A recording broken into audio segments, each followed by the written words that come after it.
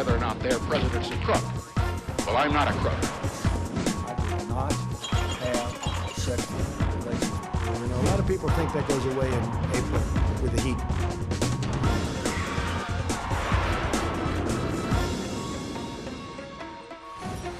Hello there, welcome to Planet America. I'm John Barron. And I'm Chester Chidello. This week, what do Trump supporters make of claims he's unfit for office? We'll talk to a former senator and Trump critic who's now all on board for 4 more years. It's been a rough week for the president, a rougher week for California, which is on fire, but has it been so rough for Joe Biden? He's turned to drugs? That and much more coming up. But first... The big news this week came from veteran journalist Bob Woodward's new book on the Trump administration. It drew on 18 interviews with the president over a 10-month period. The iconic journalist who helped to bring down President Nixon with his reporting on Watergate details a major disparity between Trump's public downplaying of the threat of coronavirus in February and March with secret briefings he was getting at the time. In February, President Trump was telling the American people this. It's like a miracle, it will disappear. We're finding very little problem, very little problem. And this. In many cases, when you catch this, it's very light. You don't even know there's a problem. Sometimes they just get the sniffles. Sometimes they just get something where they're not feeling quite right. And sometimes they feel really bad. But that's a little bit like the flu. It's a little like the regular flu that we have flu shots for. At the same time, this is what he was telling Woodward. It's also more deadly than your strenuous flus. Still, Woodward says that contradiction wasn't apparent to him in February, which is how he defends sitting on the information for 7 months. He says he and Trump were talking about the coronavirus situation in China. I think I have a public safety responsibility, but there was no indication in February. In March, everyone knew what Trump had told me that it applied to the United States. Woodward says he didn't find out until May that the president was warned by his top advisors in late January how grave a threat COVID posed. 3 months later, I learned the key piece of evidence that on January 28th, 10 days before that February call, the president was warned by his national security advisor in a top secret meeting that the virus is going to be the greatest national security threat to your presidency. A full 2 weeks after that briefing, the president was still saying things like this. Looks like by April, you know, in theory, when it gets a little warmer, it miraculously goes away. I hope that's true. At its core, Woodward reveals a deliberate deception. The president says, though, that was to prevent alarm. We don't want to instill panic. We don't want to jump up and down and start shouting that we have a problem. Woodward says the president wasted the crucial month of February, and that failure to prepare for the pandemic cost many American lives. It is one of those shocks for me, having written about 9 presidents, that the President of the United States possessed the specific knowledge that could have saved lives. Historians are going to be writing about the lost month of February for tens of years. Democratic presidential nominee Joe Biden, though, isn't waiting for the historians. He lied to the American people. He knowingly and willingly lied about the threat it posed to the country for months.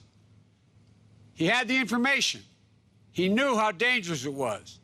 Now, while this deadly disease ripped through our nation, he failed to do his job on purpose. We shouldn't forget, though, that Trump also told Bob Woodward in the same interview that he thought President Xi was going to have the virus in good shape. Trump says a lot of things, and they shouldn't necessarily be treated as reliable information.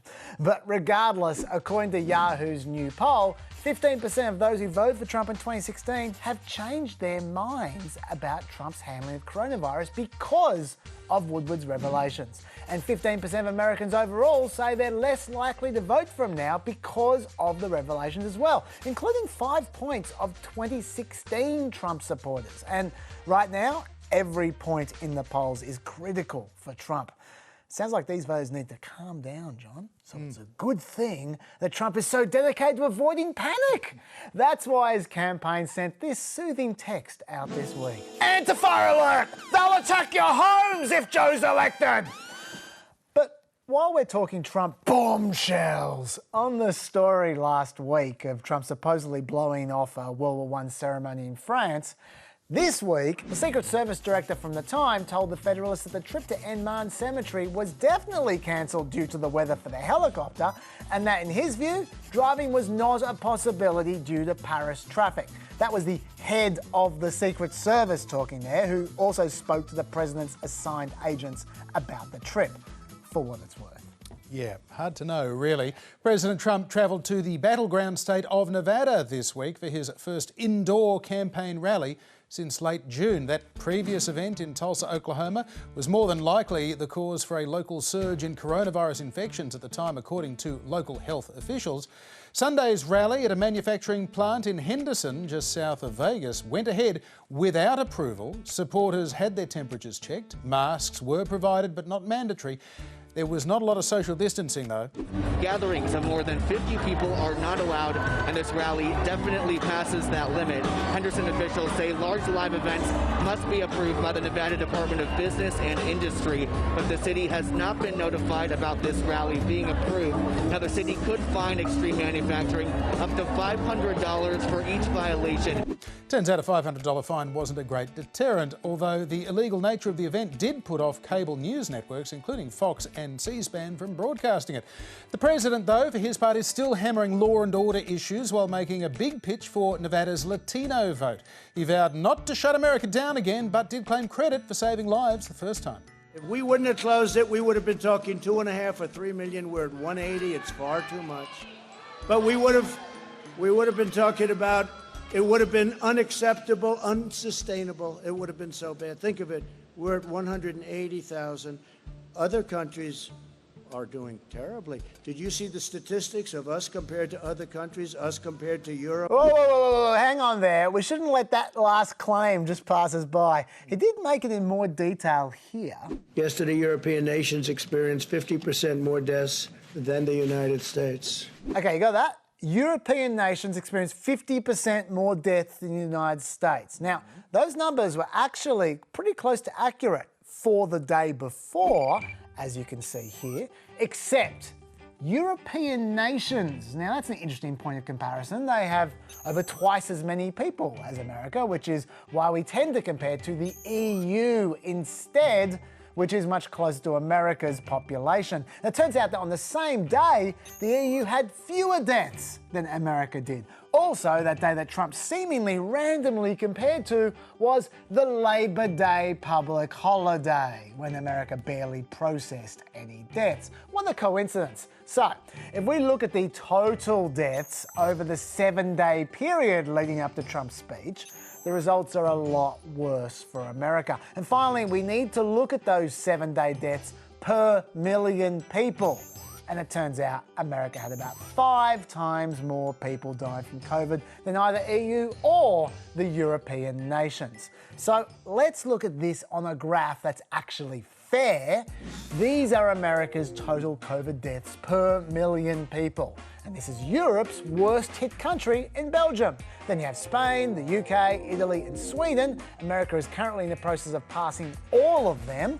America passed the Netherlands ages ago, and here is the EU average, way below America. And as a point of comparison, here's Australia. No matter what Trump says, America has done appallingly. By the way, it's not even over yet. Even as we speak, there's another mini wave forming thanks to colleges. Of the 25 hottest outbreaks, 19 of them are college-heavy communities, with 36,000 new COVID cases in colleges just during the last week. Mind you, Biden's got his own COVID issues. Back in February and March, Biden seemed to make a point of not expressing any direct support or opposition for Trump's China travel ban. It was a real profile in courage. He just condemned Trump's record of hysteria, xenophobia and fear-mongering and said banning all travel from Europe or any other part of the world will not stop the virus. You see what he did there? He's implied criticisms without specifically opposing the ban. So now the travel bans are looking good in hindsight. Biden's press secretary is tying himself in knots, trying to say that Biden never opposed it without saying that Biden supported it. It's torturous. Well, let's get a few things straight. The vice president was not against the travel ban, first of all. Second of all, let's remember an important... Let me just clarify. You're saying that Joe Biden was for closing down travel from China when the president did it? Joe Biden has been clear, and I can send you the fact checks if they're helpful, Brett. Joe Biden has been clear that he was not against that travel ban. But he was for it? Joe Biden has been clear about this, Brett. I can send you the fact checks if they're helpful. This has been fact checked into oblivion. Okay, I'm just asking you the question. You're saying yes, he was for the China travel ban when the president implemented it 48 hours after receiving that briefing. The important thing about the travel ban... Yes or no? Yes or no, And I know... Brett, I know that you all like to cite the travel ban. I know the president No, the likes to cite president the travel does. That's ban. why I'm bringing it up. Hold on, Brett. Obviously, it's going to be in the debate. Brett, hold on. The important thing to know about the travel ban. Okay, that's enough. Put him out of his misery. Brett Bayer is right. Biden's got 2 weeks to get this sorted out because it is definitely going to come up in the debate. Yeah, that's definitely one painful fence to be trying to sit on at the moment. The other big issue this week was climate change. The west coast of the United States has been experiencing unprecedented wildfires. More than 5 million hectares have burned so far. Hundreds of homes have been lost. At least 26 people are known to have been killed. Dozens more are missing in states including California, Oregon, Washington State and Idaho. President Trump, though, argues climate change is not to blame. He's pointing the finger at poor forest management. We have to do a lot about forest management. Obviously, forest management in California is very important. Although during a briefing with experts, a California environment official tried to set the president straight. Because if we ignore that science and sort of put our head in the sand and think it's all about vegetation management, we're not going to succeed together protecting Californians. Okay, it'll start getting cooler. You just watch. I wish science agreed with you. Hey, well, I don't think science knows, actually. Yeah, that's just science's opinion. Although it is autumn, he's going to say, look, it's cooler already. Look at this. Yeah, Joe Biden saw an opening to ramp up his own rhetoric on that. If you give a climate arsonist 4 more years in the White House, why would anyone be surprised if we have more America ablaze? If you give a climate denier 4 more years in the White House, why would anyone be surprised when more of America is underwater? Look, we should actually say how climate change is supposed to affect the fires, because of course there's always been wildfires. Well, quite apart from the larger volume of tinder created by long dry summers, it seems the big issue is the overnight lows getting warmer. When the temperature used to drop more at night, the fire behaviour would go down. That would create a window for progress in fire suppression. These days, that window is increasingly closing. But regardless of your views, there is no denying that 4 of the 8 largest fires in California's history have occurred this year. And this one is the largest ever by some way. So hopefully the West Coast gets the help it needs and not just lectures from internet experts like me. Well, meanwhile, Chaz, the latest line of attack against former Vice President Biden, he's on drugs. At least that's President Trump's explanation for Biden having some inconsistent debate performances during the primaries. A Biden that really tied Bernie. You know, everyone thought he was going to be killed by Bernie, and it was a tie. It was nothing. It wasn't Winston Churchill, but it was fine.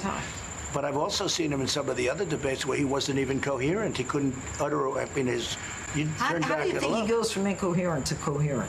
I think there's probably, possibly drugs involved. That's what I hear. I mean, there's possibly drugs. That's what he heard. Yeah, I know. He heard it from his own son, who's been putting it about online. The president didn't actually make it clear whether he thinks that Joe Biden was taking performance-enhancing debate drugs or ones that had hampered him in those other debates. But he has actually called for drug tests before the first debate in 2 weeks' time.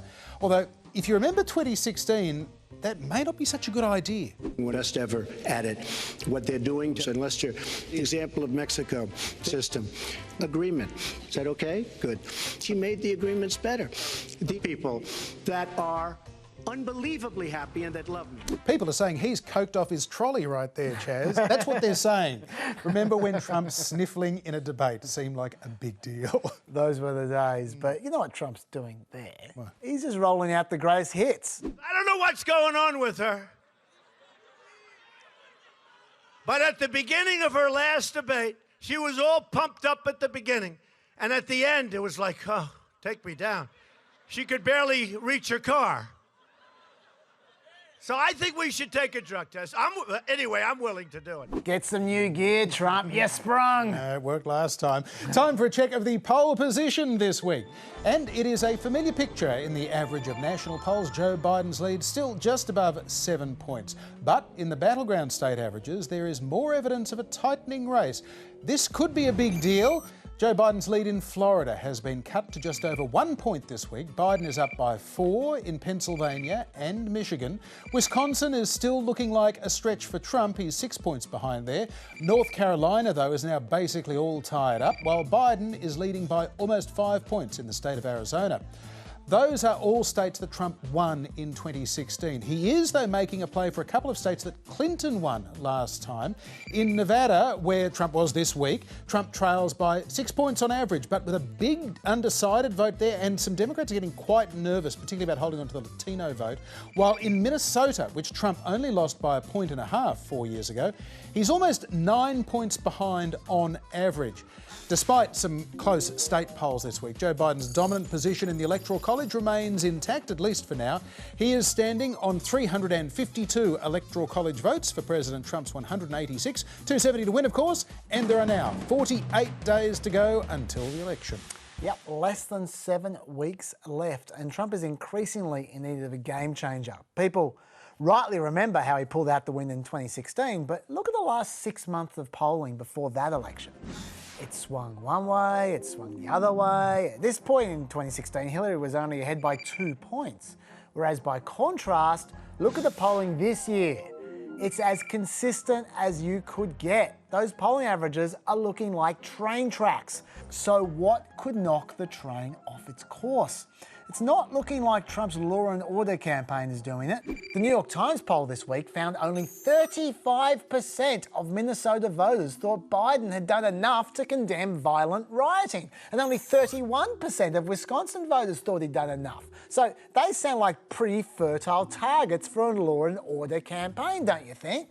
Well, in the same poll, more people thought Biden would do a better job on law and order than thought Trump would. And more people thought Biden would do a good job of handling crime. So if those people weren't convinced by Trump's law and order campaign, I don't know who will be. Finally, though, my favourite poll of the week. 55% say Trump is mentally unfit to be president. 52% say Biden is mentally unfit to be president. Whoever wins the election, a majority of American people are going to think they are mentally unfit to be president. Excellent work, all. That's 107% of people thinking that they're mentally unfit. I think you're mentally unfit. All right, let's take a closer look at the situation in Minnesota. Joining us is Norm Coleman. He's the former Republican senator from the state of Minnesota, former mayor of St. Paul, one of the Twin City capitals as well. He's had a political journey himself, starting in politics as a Democrat before becoming a Republican. He was also a vocal critic of Donald Trump in 2016, but is now a strong supporter as the head of the Republican Jewish Coalition. He was in DC this week for the signing of the diplomatic normalisation agreement between Israel, the UAE and Bahrain. Senator Norm Coleman, welcome to Planet America. It's great to be with you. So, one of the president's paths to possible re-election runs right through your state of Minnesota. The polls aren't looking that great right now. Is that beyond his reach, do you think? Well, the two most recent polls, there was a Emerson poll that had the president, I think, down by 3. There was a poll after that that had the race dead even in Minnesota. Joe Biden, when he came out of his basement, one of the first places he's going to is Minnesota. He was going to go to is Minnesota. The president has been to Minnesota 4 times, I believe. The end of this week, he'll make his 5th trip to Minnesota. So clearly, it is within reach. The most recent polls reflect that. All that said and done, it's still a reach. Minnesota hasn't gone Democrat in any other state in the nation since 1972, the last time that the state voted for a Republican over a Democrat in the presidential election. So it's still it's an uphill climb, but it is certainly doable. Senator, the Trump campaign has booked $14 million worth of ads through the election in Minnesota. That's more than Wisconsin or Michigan. They're spending more in Minneapolis than any market outside Florida. So do you think that at least suggests that the Trump campaign is optimistic about winning Minnesota? The president won last time, and the deciding states were when he won Pennsylvania, Michigan, and Wisconsin. All, by the way, kind of blue collar, working class, men and women being the margin of his victory. All he had to do to be reelected is to win one of Michigan, Pennsylvania, or Wisconsin. If we were to lose those three, and he won Minnesota, he'd still be president for another term. Yeah, it's 270 electoral votes. If he were to lose, let's say, an Arizona or another state, he'd need to pick up something. And the most likely something is a Minnesota, where, as I've indicated, most recent polls have the race either dead even, him down by 3. Even if you look at the average of votes, he's perhaps about 5 to 6%. So the race is important if you look at any number of scenarios. Donald Trump to get reelected, Minnesota plays heavily in quite a number of them. Norm Coleman, as a current supporter of President Trump, what are the criticisms that you hear about him that concern you most? Is it former officials like Bolton and Mattis and Tillerson saying that he's basically unfit for office? Is it the disconnect between the public and the private utterances over coronavirus and the danger it posed that have been revealed by Woodward's book? What are the things that really worry you? I view the president by his deeds. Some of his words have not done well with me. Some of his tweets I've not reacted well to. But in the end, if you look at the deeds, and so, listen, does the president drive Washington establishment crazy? Absolutely. Is he an unorthodox person in the way he operates and the things he says and the way he does in his, absolutely. But in the end, I really think you got to say, okay, so let's look at what's been done. Okay, let's look at the deeds. Okay, let's talk about Trump's deeds then. You were not a fan of Trump at all back in 2016. You read an article I wrote about Trump. I called him every name in the book. Okay, I eviscerated him in an op-ed. Right, when I was working for supporting Marco Rubio at that time. Yeah, but by 2019, he won you over. So what of Trump's deeds in particular won you over? So first, I mentioned I am the national chairman of the Republican Jewish Coalition. So we are Republicans, we're Jews, we care about the U.S.-Israel relationship. As I've said before, Donald Trump has been the best friend that Israel has ever had in the White House. It's the policies of the president that have impacted me in my day-to-day life. When I wake up in the morning, what do I think about? Do I have a job? My kid's going to go to school. The president wants to open schools, and the Democrats are keeping them closed. And then, as I said, as a mayor, the economy is really central to me. And if that's the issue, I have no doubt that Donald Trump's plans are much better than Biden's plans. And Biden's plans are in many ways Bernie Sanders' plans. If you kind of look at the difference between the two and the things that are important, that's why Donald Trump could win this election, could win Minnesota, even if he's down in the polls today. Because if people thinking about those things and not his tweets, okay, then I think he's got a good chance. You worked with Joe Biden for 6 years in the Senate. What impression did you form of him then? So on a personal level, I like Joe Biden. I always got along well with Joe Biden. Joe is a nice guy. He's not a bad guy. I do think he was wrong on policy. Robert Gates, former defense secretary, in his book that didn't criticize anybody, made the comment that Joe Biden has been wrong on every major national security policy and international relations policy for the last X number of years. And so I simply think he was wrong. He was wrong with the Iran deal. He was wrong not to want to take down bin Laden. I think he was wrong when he criticized the president for taking out Soleimani. And so I think his policies are wrong. But as a person, he's a nice guy. And so in the end, you got to decide, am I voting for a nice guy who isn't? And I think there are some questions whether he's the same Joe Biden that I worked with 6 years ago. And the debates will kind of play that out. But in the end, it's not about if he's a nice guy. It's about, are my kids going to have a future? Am I going to have a job? Is there going to be health care? Is there going to be peace? And it's on those policies that, I separate myself from somebody who I did serve with for 6 years. Senator Norm Coleman, thanks for being with us on Planet America. Thank you so much. Take care. In scenes a bit reminiscent of Presidents Carter and Clinton, Donald Trump presided over the ceremonial signing of an historic Middle East agreement earlier today, normalising relations between Israel and two of its Arab neighbours, the UAE and Bahrain. Together, these agreements will serve as the foundation for a comprehensive peace across the entire region, something which nobody thought was possible, certainly not in this day and age, maybe in many decades from now. It looked and sounded like a big deal, but opinion is divided over whether this really is an important step in a wider deal involving maybe Saudi Arabia to block Iran, or whether this is just a meaningless photo opportunity. Look, I thought any progress in that part of the world is better than nothing. But Nancy Pelosi wasn't exactly thrilled by the deal. How much credit do you give the President of the United States for these peace agreements? Well, hopefully they will be beneficial to the region. We've been waiting for a very long time for the president's proposal for an Israeli-Palestinian peace agreement that honored the two-state solution. Good for him for having a distraction on a day when the numbers of people who are affected and the numbers of people who are dying from this virus only increase. Interestingly, she didn't even try to argue the deal was bad. She just suggested it was cynical electioneering. Democrats have been accusing Trump for months now of using his official functions as part of his campaign.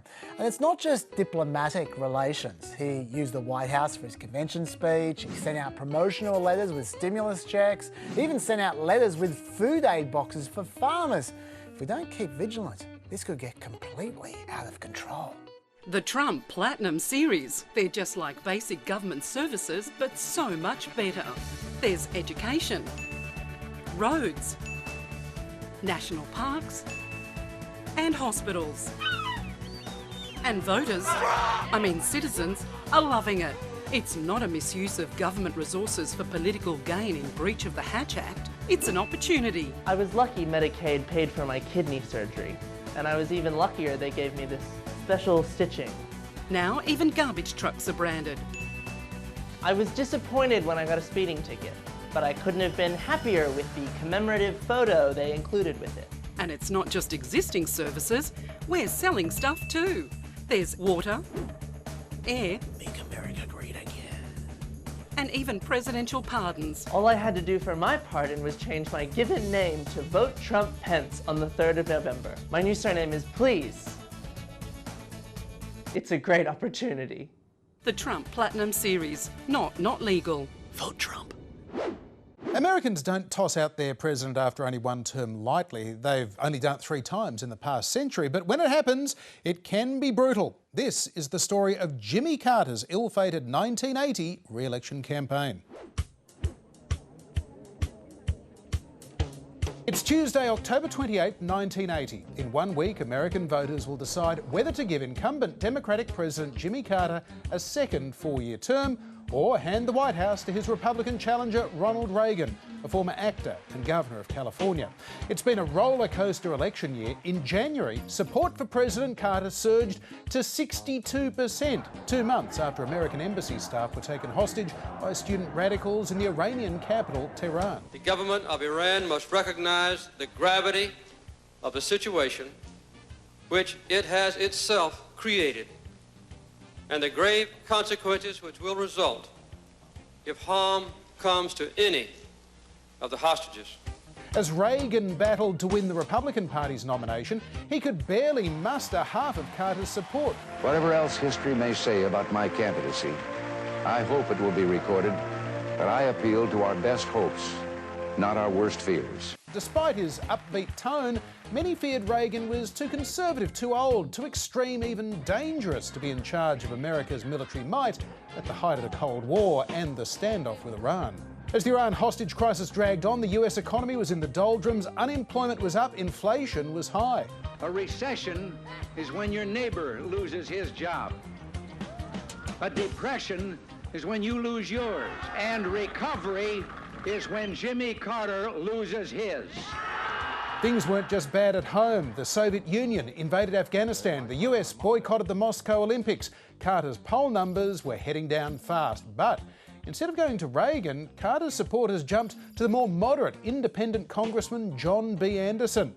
Worse was to come for Carter. In late April, the president ordered an attempt to rescue the hostages. A U.S. effort to rescue the hostages in Iran was aborted by President Carter after an equipment failure forced a change in plans. 8 Americans were killed when 2 U.S. aircraft collided as the American volunteers were being pulled out of a remote area of the Iranian desert. President Carter was also facing a Democratic primary challenger, Liberal Senator Ted Kennedy. The candidate made a beeline for the news gallery where he challenged President Carter to come out to California and debate him. I cannot understand what Mr. Carter is frightened about, why he's scared to defend his record. Kennedy's challenge ended in defeat at the Democratic Convention, but by then Carter's poll numbers had collapsed. Reagan was winning with just 37% support, though. Voters still had their doubts. Once he'd fended off the Kennedy insurgency, Carter started to regain lost ground, highlighting his own experience, questioning his rival's preparedness for the job. No matter how many advisors and assistants, a president can never escape the responsibility of truly understanding an issue himself. That is the only way that a presidential decision can be made. By September, Carter and Reagan were tied. I think all the people are quite a top priority with the President Carter. By late October, President Carter led Reagan by 4 points and finally agreed to a single one-on-one debate with Reagan without Anderson in Cleveland, Ohio on the 28th of October. Carter was determined to look statesmanlike while painting Reagan as a warmonger. There is a disturbing pattern in the attitude of Governor Reagan. He has never supported any of those arms control agreements. Instead, though, Reagan projected strength. I believe that we must have a consistent foreign policy, a strong America, and a strong economy. Carter again accused Reagan of trying to undermine entitlements for older Americans. There you go again. When I opposed Medicare, there was another piece of legislation meeting the same problem before the Congress. I happened to favor the other piece of legislation and thought that it would be better for the senior citizens and provide better care than the one that was finally passed. Reagan was good-natured but firm. Carter's moderation looked meek by comparison. And as their debate drew to a close with one simple question, Reagan managed to define the choice facing voters a week later. Are you better off than you were 4 years ago? The answer? A resounding no. A late swing to Reagan showed up in the final polls, but on election day itself, supporters of both Carter and Anderson flipped to Reagan, and he won by almost 10 points. I promised you 4 years ago that I would never lie to you, so I can't stand here tonight and say it doesn't hurt. And Reagan won a crushing 489 to 49 electoral college victory. The lesson from 1980 is probably this. Voters can stay loyal to a president for a long time and can be fearful of the alternative, but if those concerns are allayed and the election stops being a choice, instead becoming a referendum on the incumbent, that can be very good news for the challenger. And that's it for another trip to Planet America. We will be back with more at the same time next week, 9:30 p.m. Wednesday night on ABC TV and iView. And we're having a fireside chat on ABC News and News Radio on Friday night. See you then. Good night.